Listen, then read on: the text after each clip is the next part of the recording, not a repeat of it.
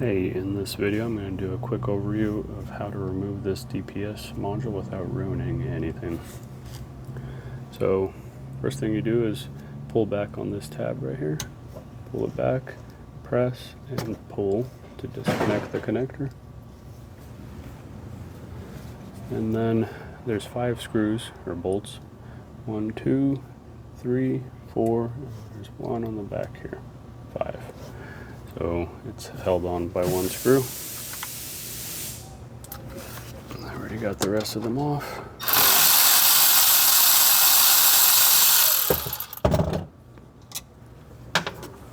Okay, so this is the crucial step right here.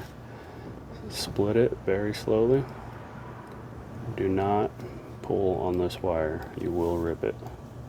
So just get in here and press on this tab and pull it out, and that's it.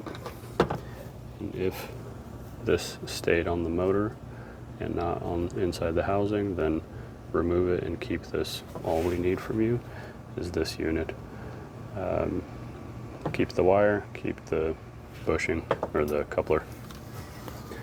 So if you pull too hard, this is what happens. Here's 1 customer cable, 2 customer cable. Here's a 3rd one with a couple wires out. They are very easy to ruin, and sometimes it rips this connector off. If you do rip it off, there are upcharges. We charge about $50 extra to replace this connector, especially if you pulled some traces up.